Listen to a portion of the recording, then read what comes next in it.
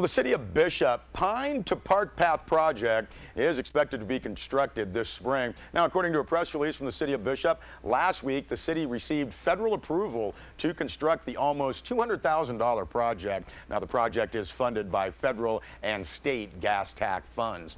The Pine to Park Path project will construct an approximately 1,000-foot-long paved pedestrian and bicycle path. The path would extend from the north end of an existing alley north of East Pine Street and east of North 3rd Street past the Bishop Community Garden to the existing paved path in the park near Spruce Street.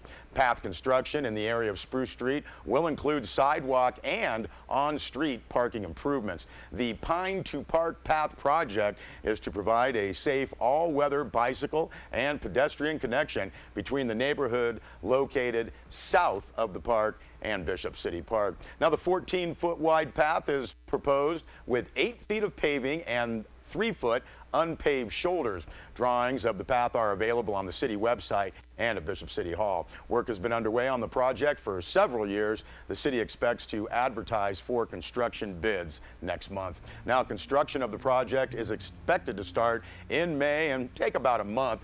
During the construction period, access to some of the parts of the park, including the community garden and Spruce Street, will be affected. According to that press release, work will be arranged to minimize inconvenience, but care and patience during the construction period is appreciated. If you would like some more information, you can contact the City of Bishop Public Works at 760-873-8458.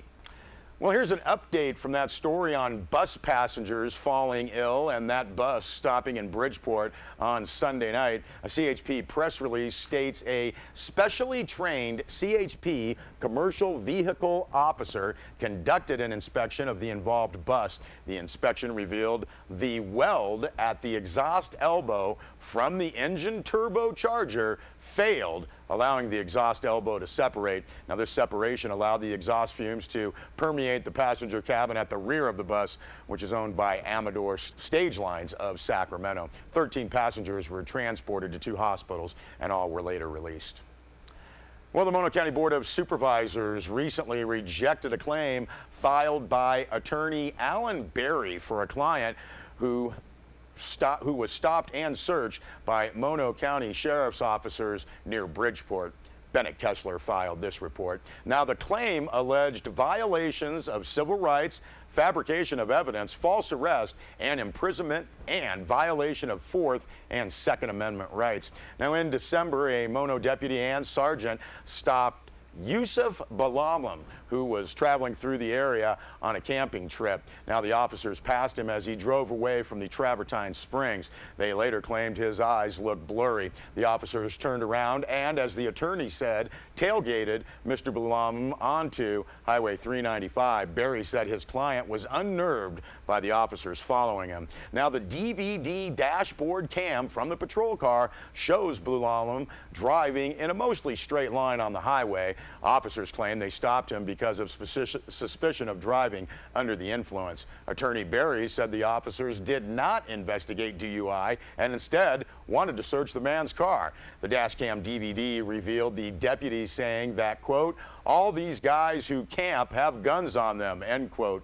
Balalam did tell the officers about 2 guns in his vehicle. The 2 officers were heard on the DVD second-guessing themselves about the stop as they drove Balalam to the jail. He was charged with misdemeanor carrying a loaded firearm in a vehicle. Now, attorney Berry claims the officers used the excuse of DUI to stop and illegally search his clients.